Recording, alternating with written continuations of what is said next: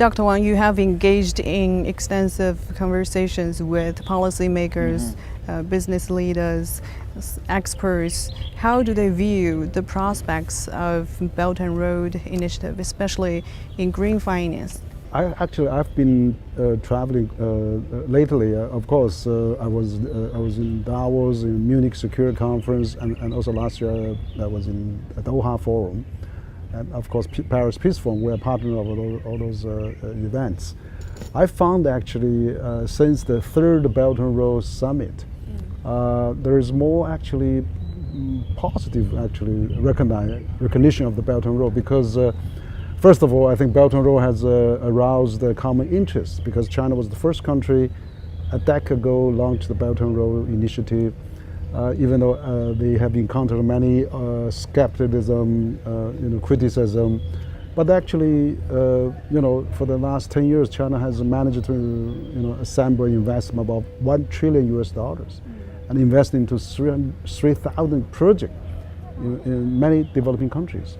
So that has been greatly appreciated. I was actually saying that at Munich Security Conference, and Munich Security Conference actually take that part into their official YouTube and Twitters actually to say that Belt and Road has, it's a world development budget has contributed greatly to the world development, and also you can see actually China addressing this global infrastructure deficit.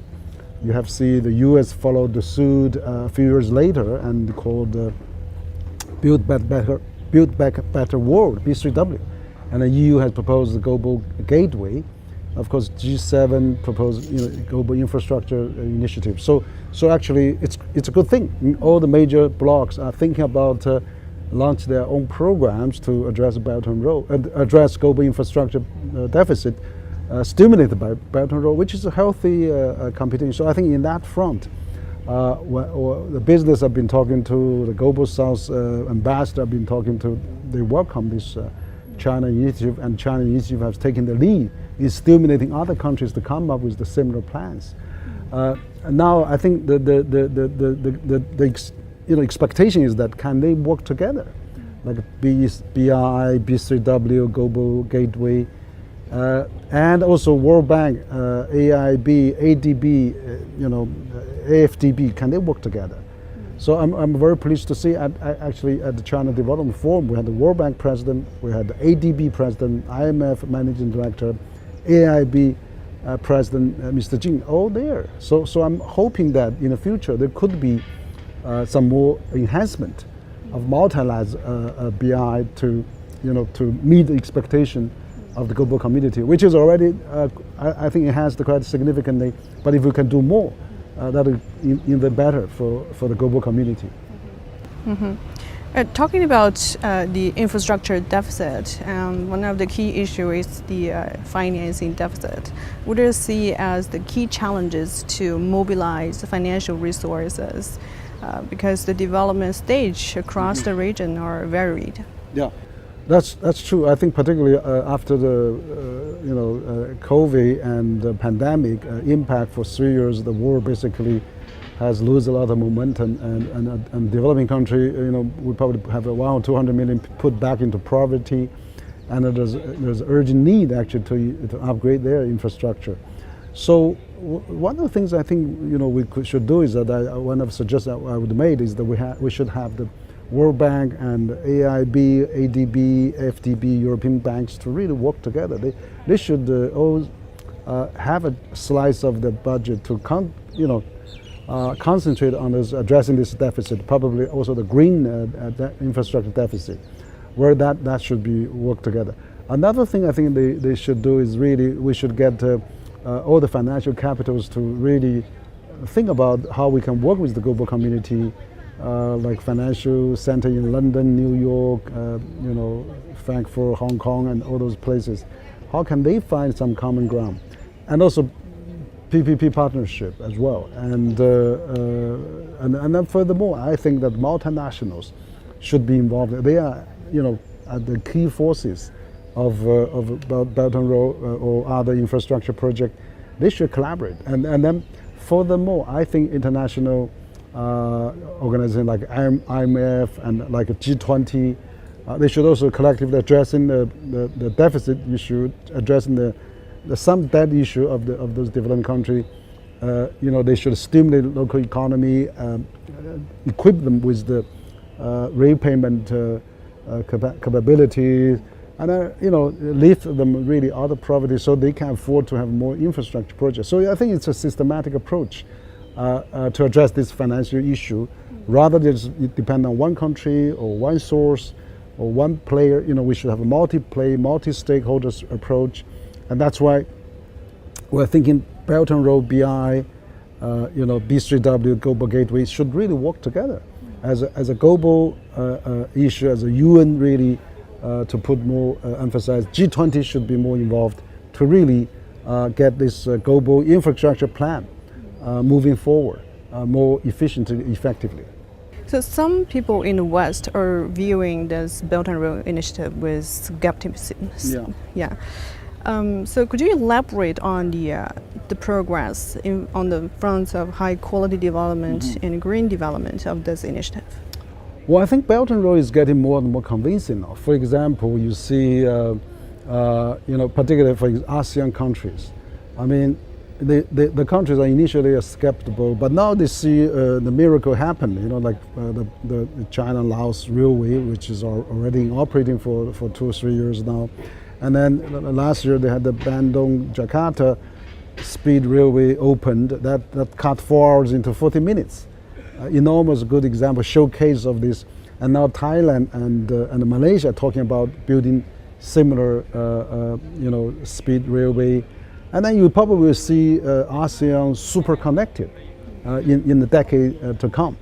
And so that is really good. And then you see good examples in Africa. There's also a good project. And also the Belt and Road has been also expanded, not only to the big gigantic infrastructure project, but also small and beautiful project. Like I know there's a Chinese company that does the solar energy generating panel for the African villages, which is very low cost, but then you can have the battery to charge your phone, watch a bit of television or lighting, the reading the books. It's enormous popular in African countries. So that's a good example of how those big or small project. So I think with this kind of a dedication, with $1 trillion has been invested into Belt and Road project in the last 10 years, with 3,000 projects. I'm not saying every project is perfect, but majority, probably over 1995 or 99% are relatively, beneficial to the local community. So as time goes on, and also for this initiative, it's not just talking. It's not a concept note. It's really matched with deeds, with companies, with investment, with project after another project, 1 5-year plan for another 5-year plan. So I'm sure gradually the reputation of Belt and Road will build up, because that is really shared by the global South countries. Whether it's a debt trap or not, it's not that West countries says about it. It's really we need to African countries, Asian countries, ASEAN countries, Latin American countries, they are talking about. So if they are all saying, okay, great, we have a very beneficial, very productive Belt and Road project, I think that good message will trickle down, and then in the times to come, that words of the mouth will change the perspective and perceptions of the narrative of the Belt and Road. We're seeing some genuine efforts here at the Boao Forum to build consensus and foster collaboration, but we have to admit that we're now in a fractured world. Yeah. Do you think the consensus, at least within Asia, has increased or not? Well, I think the significance of the Boao Forum this year is highly significant, because I think after pandemic, this is probably the first time that people fully return. I was talking to Bloomberg, I was FT, a few international media. They are actually the first time to return back to Boao Forum. And then again, also, China has been busy this month. They just finished 2 sections, sent a lot of new messages. and then the government has sent off, just released some new policies, more opening, more data flow, more visa-free policies and things like that.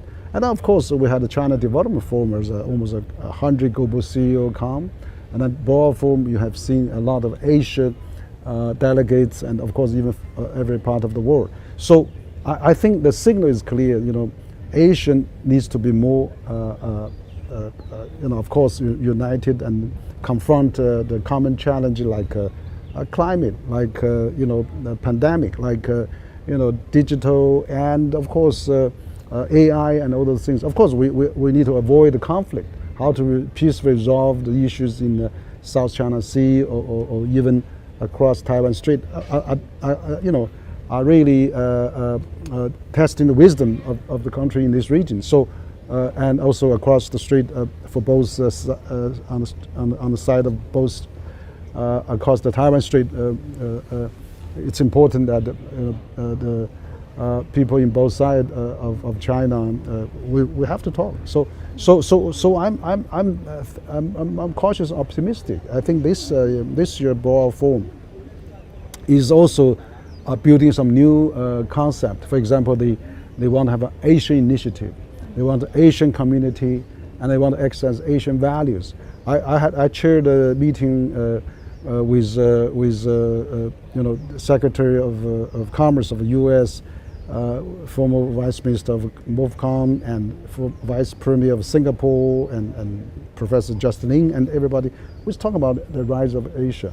And another one, I was talking to a number of overseas Chinese entrepreneurs, which is another roundtable by the State Council Diaspora's Overseas Chinese Office, which they also talk about Asian value, how to really using the East Asian value. For example, there's a lot of emphasis on the family. There's family value, a lot of emphasis on the education, a lot of emphasis on the hard-working, diligent. So those things can probably help to put Asia into some common understanding, so we can work together. I was just coming out of this South China Sea roundtable where they talk about how we can jointly explore, jointly collaborate, and jointly benefit. So if we use the economics common sense, if we really push for the common benefit, I think things can be sorted out. One of the biggest uncertainty for China's economic outlook is still the relations between China and the United States. We have seen some latest development regarding the semiconductors, TikTok, and we have the upcoming U.S. election. And the scholars are also warning of the possibility of accidental conflict. Yeah. What is your outlook for this? Well, I think that actually it's kind of silly. I think against the economic law. We all know David Ricardo's competitive advantage. We don't want to see the world divided into different silos. Everybody reinvent the wheel, and it's a huge waste of mankind effort, and which I don't think is sustainable. I mean, business community is not stupid. I mean, they realize how that can have a big losses. For example, China is a country depend largely on the import of energy, but China's spending on buying the chips is even larger than buying the energy import. So it represents 30-40% of importing global chips. If U.S. is banning that to export to China, it's their companies suffer from that. It's other countries actually is not happy. Netherlands, Japan, South Korea, or even China's Taiwan.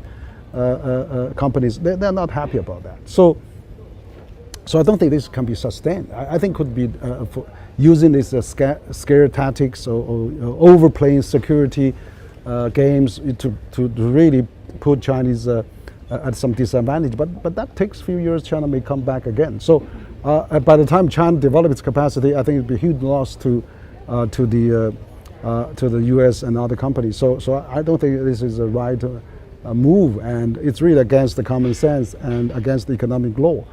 So I think already, there's almost 100 CEO coming from everywhere, almost over half of them coming from the United States. It's a vivid example that company wants to be in China and wants to collaborate and the government cannot really against the tide of the history. So for China, we just I think the absolute good is that we continue to promote open policy, whereas probably U.S. is pursuing over security alliance like.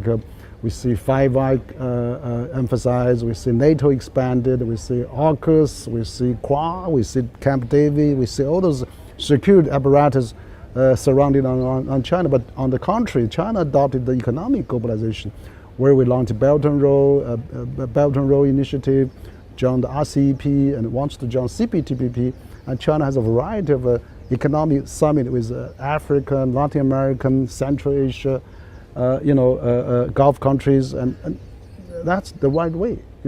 So we'll use the economic globalization to really confront this so-called security globalization or over security globalization. So I think in that sense, people over time will see that China is the junior real partner, and working with China will benefit.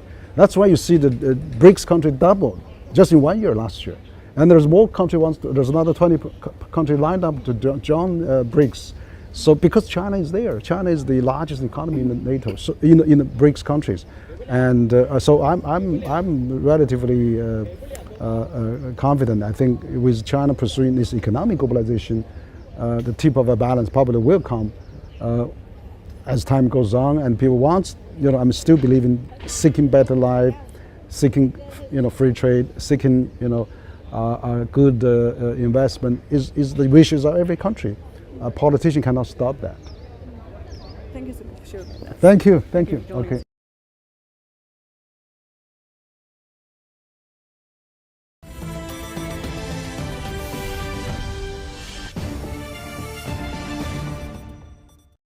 Dr. Ma, thank you so much for joining us. So as a leading expert in green finance in China, could you help us understand the recent progress of green financing in China and beyond? In China, we started the journey towards setting up a green financial system roughly around 2014-15. At that time, the central bank launched a task force on green finance and proposed 14 actions to the central government. It was later adopted by the central government, and then it became the basis for the Green Finance Guideline, which were published in 2016. And under the guideline, there were 35 actions. There are a lot of details, but I think the important ones are 4 pillars. Number 1, we need to have a set of standards to define what green activities are. Number 2, we need to ask the issuers and fundraisers to disclose environmental information so that we can make sure they do deliver environmental benefits, such as pollution reduction, carbon reduction, and so on. And number 3, we need to develop a range of financial products, not just green loans, but green loans, green bonds, green insurance, green ETF, green PEVCs, and so on. And number 4, put in place some policy incentives to crowd in private sector money. And we've done all of these 4. And indeed, I think this document was implemented very well in the last 8 years. And as a result, China has developed the largest green lending market in the world. And we currently have an outstanding green loan of 30 trillion RMB. And we also developed the largest green bond market in the world, which has an outstanding amount of 2.5 trillion. So what did these instruments do? Indeed, they supported the growth of the largest renewable industry in the world, solar, wind, and so on, the largest EV industry in the world, and the largest battery industry in the world. So these are the achievements we have made in the past 7-8 years. But still a lot of problems and challenges. For example, we have not financed much of sort of small medium enterprises green activities, not much of a consumer activities in the green space.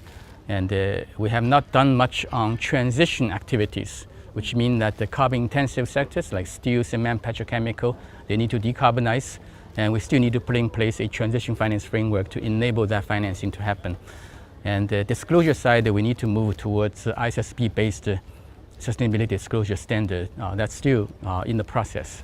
And you just hosted a roundtable on the green investment and finance under the Belt and Road Initiative. What are the key topics and what are the major insights?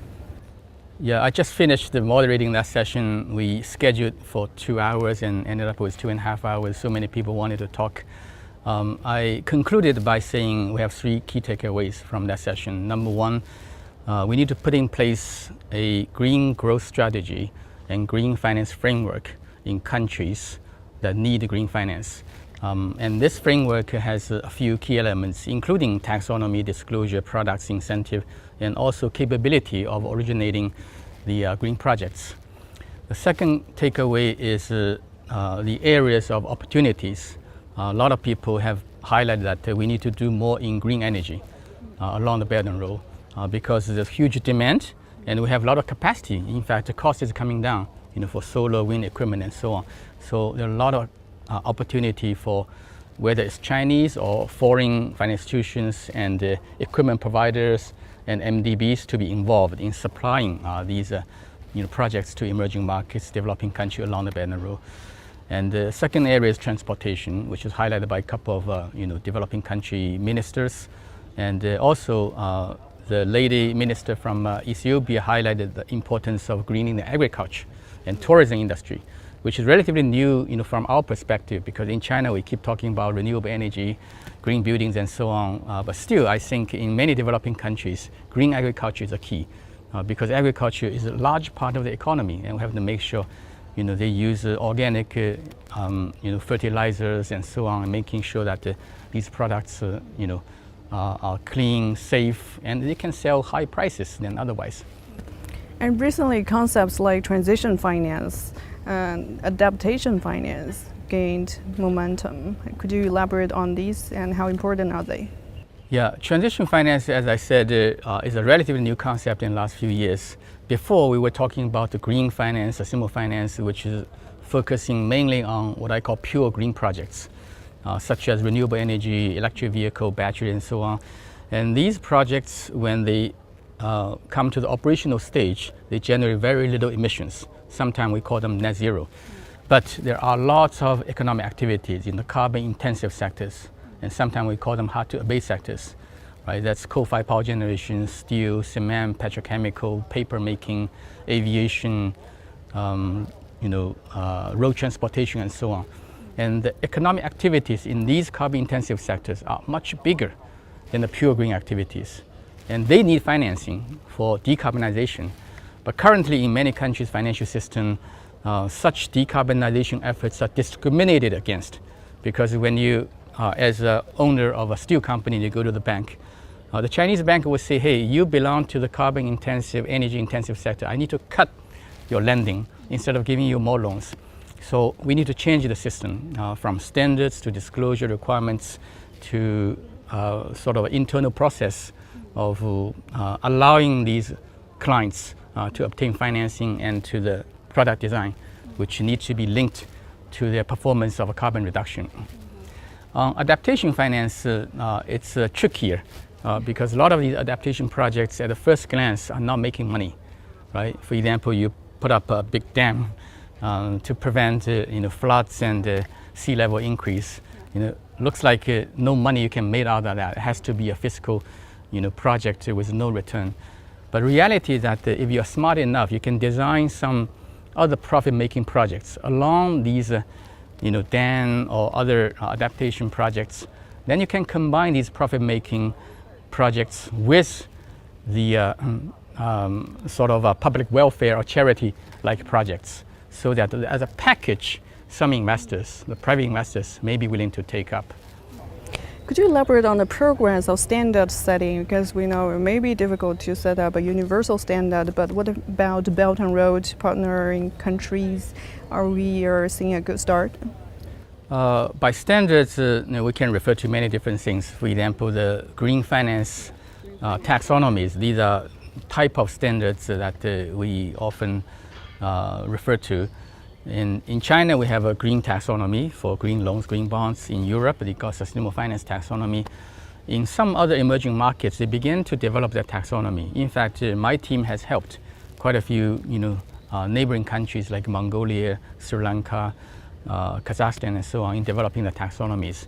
And eventually, we are hoping that these taxonomies will converge. Instead of having 200 different taxonomy from so many different countries and jurisdictions, we need to make sure that these taxonomies are interoperable, which means that a major building block of these taxonomies looks similar.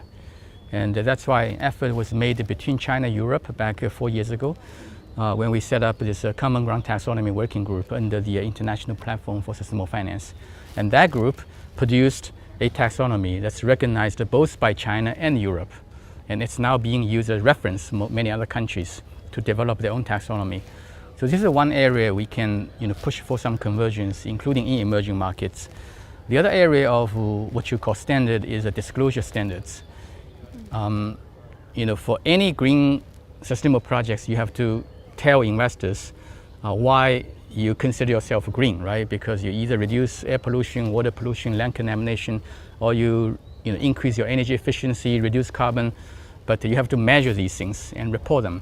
So that's part of disclosure. Of course, it's not just the indicators, it's about the corporates that's raising money. How about your governance? Do you have a long-term plan to achieve carbon neutrality? And a lot of information around sustainability you need to disclose. That's why it comes to the need for a global standard for disclosure. Instead of having hundreds of different reporting standards, which may create a lot of chaos and transaction cost for cross-border financing, we need to move towards a more harmonized disclosure standard, which is ISSB. It's a sustainability disclosure standard setting body that was launched a couple of years ago. They now came up with S1, S2. These are two standards for the entire framework and for the climate-related information. In the future, ISSB will launch nature biodiversity-related information requirements. So I think we all need to move towards adopting ISSB as the baseline for our local or domestic disclosure standards.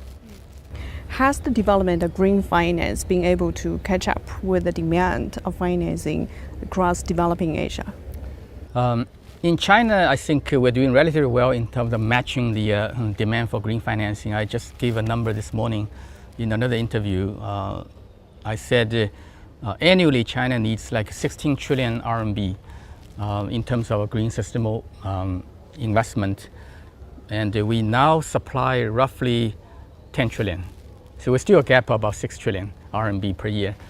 And in many other developing countries, the gap is even bigger. For example, in ASEAN countries, my colleague estimated that 80% of the renewable investment demand is not met, which means that the funding gap is as big as 80%. And that's why there are stronger demands for capacity building to set up a framework in terms of disclosure, taxonomy, financial products, and incentives, so that they would enable the financial system to generate more local green financing resources for these green projects. Are there some innovative approaches to mobilize resources to meet this demand? Of course, there are a lot of innovative products.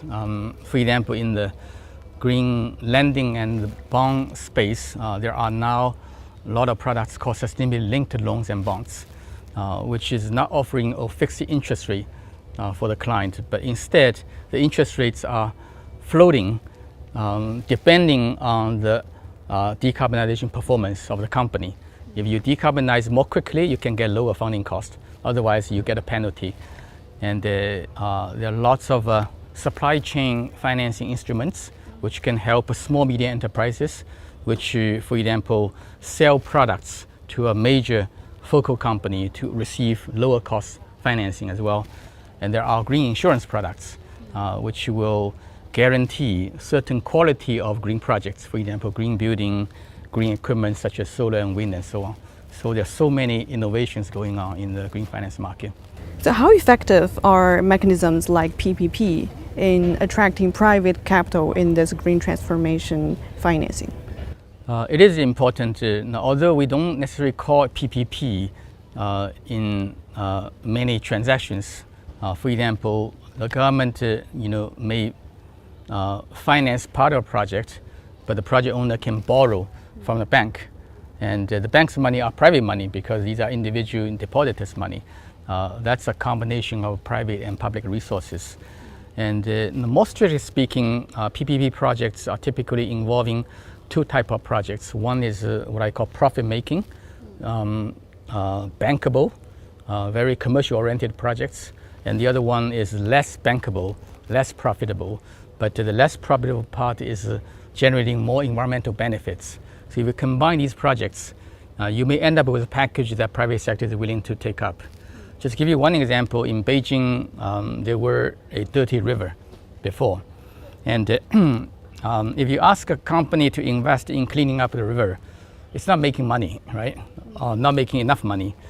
Then you tell the company that after you clean up the river, the riverside area will be given to you, and you can build apartments there.